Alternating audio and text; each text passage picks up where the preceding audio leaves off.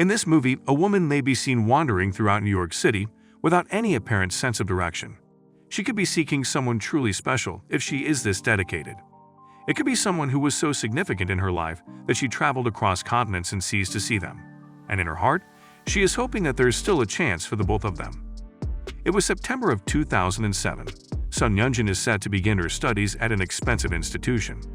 Despite their financial difficulties as a result of his father's illness, her parents still want her to have a good future. Her family had spent all of their cash and had turned to their friends for assistance. It's her first day of school, and everyone at the university is thrilled. Meanwhile, a fast motorbike approached her, but the motorcycle hit a water hose, causing the water to burst and Su Yunjin got soaked. The rider's name is Cheng Zheng, and he's a typical Prince Charming of all the females in her school. Su Yunjin still didn't know who he was, so she whined about what had happened. Mo Yuhua lives the same fate as Su Yunjin. She is her school's first and only friend. She introduced prominent students at the institution, beginning with Meng Su, Cheng Zheng's childhood sweetheart. She has always viewed Su Yunjin as her opponent in capturing Cheng Zheng's heart. Then there's Sun Meng, the cheerful and helpful person who usually accompanies Meng Su in every way. Next is Zhou Ziyi, a student who likes to mess around and cause a commotion everywhere he goes. Now there's Cheng Zheng, the first person he met at school, the one who will make her college experience and the rest of her life unforgettable. Unfortunately, they are classmates.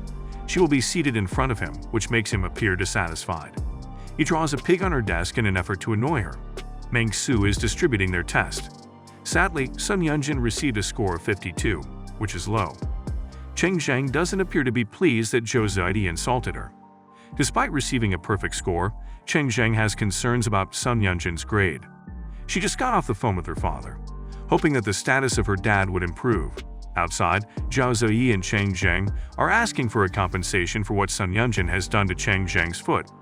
They say he can't walk properly and demand that she carries him on her back or just hold hands with him so he can walk properly.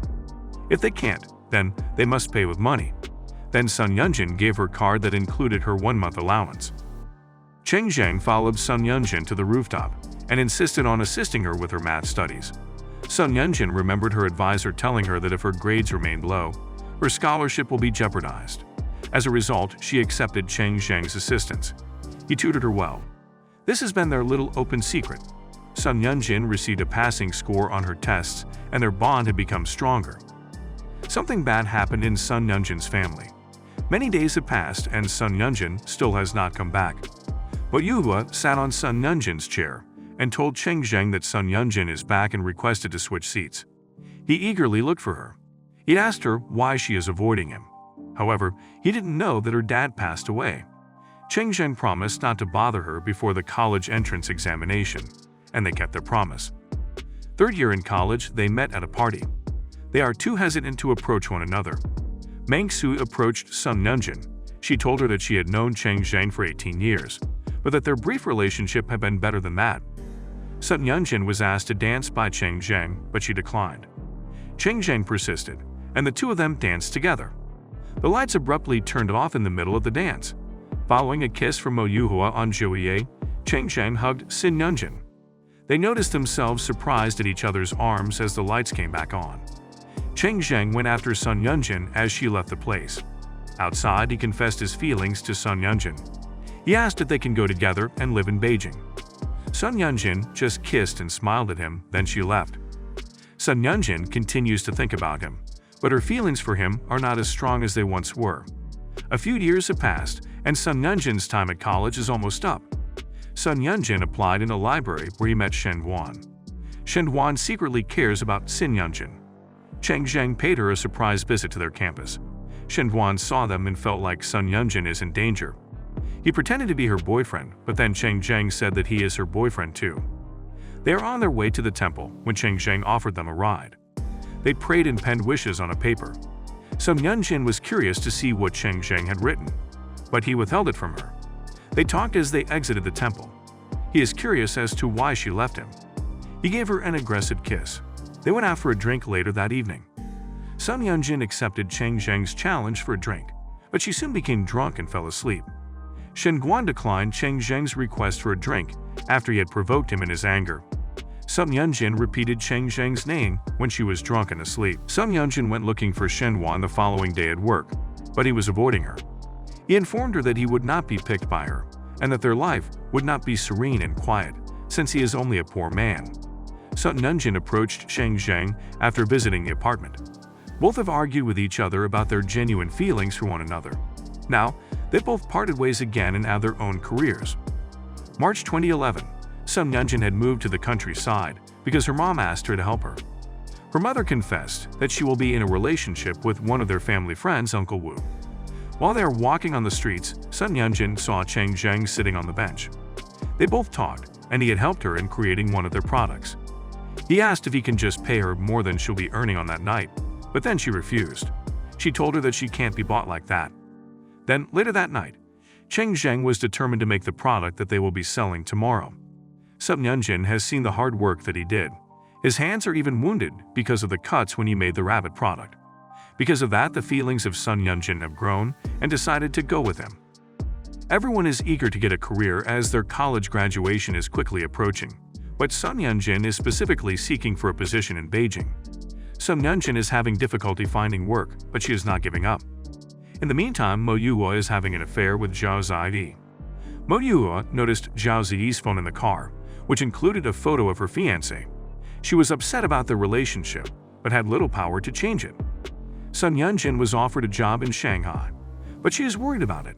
She had no option because it's difficult to get a job in Beijing. When she shared the news to Cheng Zheng, he got mad. In order to speak with him directly, Su Yunjin then made the decision to travel to Beijing. But Cheng Zheng also thought of going to Shanghai to follow her. They have decided to meet halfway. They met at the railway station and gave each other warm hugs. They both spent the night in a hotel. Su Yunjin and Cheng Zheng went shopping together, and he got her a pair of lovely shoes. They're headed to her sister's place. Unexpectedly, Shen Ju An was present. But then her sister returned the question to him. What if it's the same situation with Su Yunjin?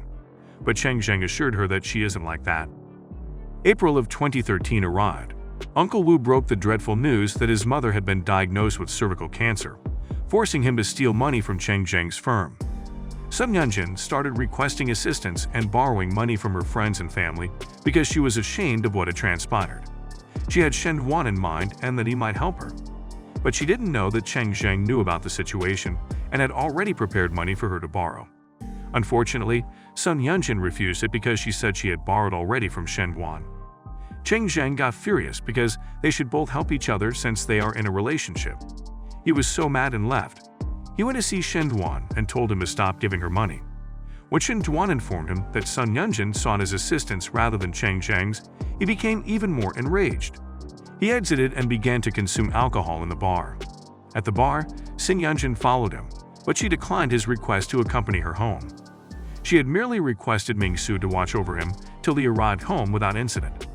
Cheng Zheng infuriated Ming Su by acting inappropriately, and she demanded that they resolve their issue. Cheng Zheng returned to their home by himself.